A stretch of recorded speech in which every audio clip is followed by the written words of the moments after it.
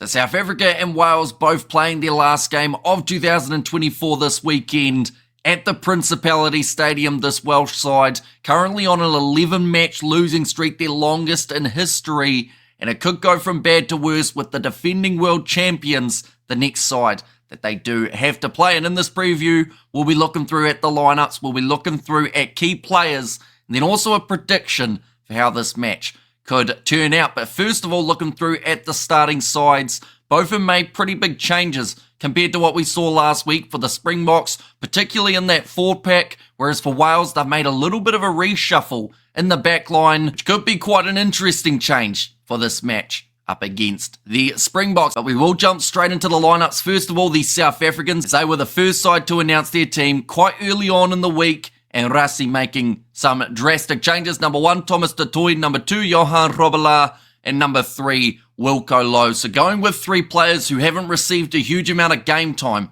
throughout 2024. Johan Robbelaar, he came into the side for the injury of Jan-Hendrik Wessels, and he was actually one of 2 who came in for that injury, which just shows you the versatility that Jan-Hendrik Wessels does offer to his side. But Thomas du Toit, he did play 3 in his last performance up against Scotland. Wilco Louw, he played 3 last week's game up against the English. So 2 tight head props. But Thomas du Toit, he has the ability of playing both sides of the scrums, so a very handy player to have in the starting side. In the locking duo, we see 2 changes compared to what they had up against England. Number 4, Jean Klein, to become the 51st player who has had an opportunity for South Africa within 2024. And then number 5, Franco Mostert, recently returned from injury, didn't quite look 100% up against Scotland in terms of form, but that is more than understandable, and hopefully up against Wales here can find his rhythm. In the loose ball trio, number 6, it is the captain, Siya Kolisi. Number 7,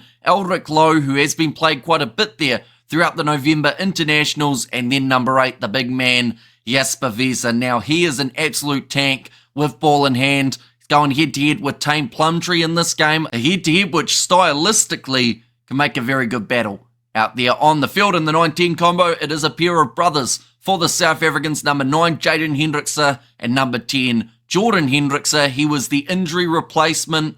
Sounds weird to say, but for Frans Malherbe. But of course, that was due to the other injury replacements we had already seen within the Springbok side, with Damian Willemse being replaced with Cameron Honeycomb, etc. Just pretty much what Rassie Erasmus does. Keeps people on the edge of their seats and keeps them guessing when it comes to his side. Number 12 in this match, they've gone with Damien de Allende, and number 13, Jesse Kriel. So the same midfield combo as last week up against England. And then the back 3, Kurtley Arendse at number 11, Cheslin Colby at number 14, and Apelele Fassi at number 15. So overall, in the backline department, a little bit similar to what we saw last week, with just the changes in that 9-10 combination when it was Grant Williams and Manie Libbok. Now, only Williams gets a chance off the bench here. We see no Manie Libbok for this week. In the 4-pack, quite a few changes. In fact, the only 3 players who keep their spot in the starting side in that department is Wilco Louw, Siya Kolisi, and also Jasper Wiese. But looking through at this Welsh side, I mentioned that they've made a couple little changes here. Is it for the better? Quite possibly, but at the end of the day, no matter what side this Welsh team put onto the field, they were going to have their backs up against the wall. Like I said, their longest losing streak in history. They need something to change, and I don't think it's the coach. Yes, people have called for Warren Gatland's head many times over, but there are deeper issues at the moment with Welsh rugby, and I'm a little bit scared to know where it's going to go from here if they were to sack Warren Gatland, whether someone can fix it or whether it's just going to keep on being a downward spiral. But in their starting lineup here, these players have to go out there and give 150%. Gareth Thomas at number 1, Dewey Lake number 2, and Archie Griffin as the number 3. In the locking duo, Will Rowlands and Christ Chinza as that combo. So no Adam Beard due to his injury that we saw last week up against the Australians. In the loose forward trio, James Botham, who I think has been pretty strong throughout November, at number 6. Number 7, Jack Morgan, and number 8, Tane Plumtree. In the 9-10 combo, it is Ellis Bevan, who they did go with in the starting side in last week's game, and number 10, Sam Costello. In the midfield combination, Ben Thomas at 12 and Max Llewellyn at number 13, and then the back three, number 11, Rio Dyer, who makes his way into this Welsh side. We didn't get to see him at 11 last week. Instead, it was Blair Murray, but he has actually made the switch to 15 here at number 14, Tom Rogers. Now, one thing that came out of that game last week was the exceptional work of Rogers under the high ball.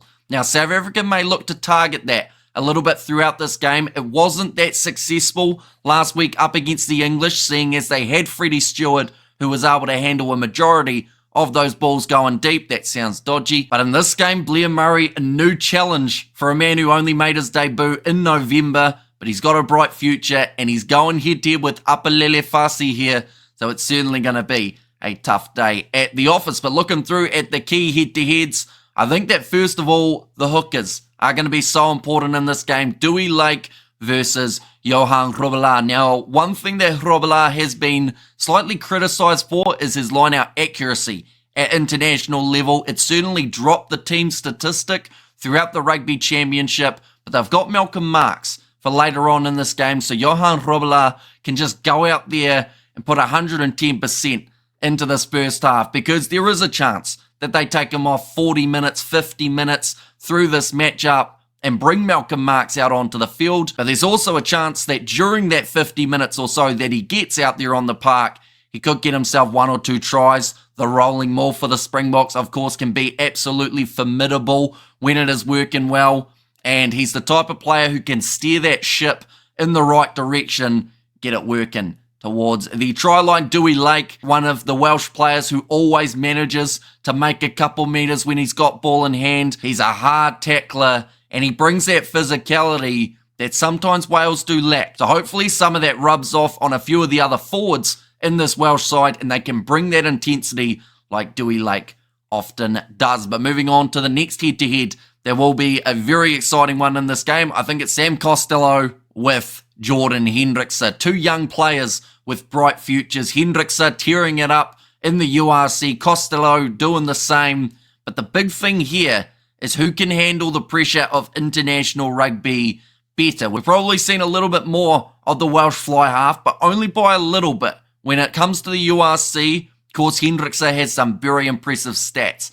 But can he replicate that? The last time he actually played a game of international rugby, it was up against the Welsh, and he didn't go that flash. So I'm wondering whether or not he can right those wrongs here and have a much better performance out there on the park. And the last head-to-head to watch out for, I'm going to do it. Cheslin Kolbe versus Rio Dyer. I think that Kolbe has been outstanding throughout 2024. He got himself nominated for World Rugby Player of the Year, and that is no mistake by World Rugby. He has been brilliant out on the wing. And we've also got to remember with the fact that Rassi, after this game, would have tried 52 players. We have seen Kane Moody out on that right wing. We have seen Kurtlia Arendse out on that wing as well. So the fact that there have been so many switches, and Cheslin Kolbe has probably only played, I would say, 60 to 70% of the games for the Springboks throughout 2024 and still gets nominated for World Rugby Player of the Year, just shows you the world-class kind of player that Cheslin Kolbe certainly is. So him versus Rio Dyer, a man who has lacked minutes for Wales as of late. He's a try-scoring machine, though, and when he gets the opportunity, he can make the most of it. And I think they're out there on that wing, and if it's not that one on the other side with Kurtlia Arendse versus Tom Rogers, there's a chance we're going to see a lot of tries between these two sides, and I do hope for Wales' sake and their future that they can at least get a couple throughout this matchup. But now we move on to our score prediction. Now, this is a tricky game to predict because when looking through at some of the stats to do with these two sides, all of those statistics go against the Welsh. The last 3 times that these two sides have met, South Africa have beaten Wales by at least 16 points. And the last time that these two sides played was actually in 2024. It was the warm-up game for the Springboks heading into the Irish tour. They were successful on the day, 41 points to 13.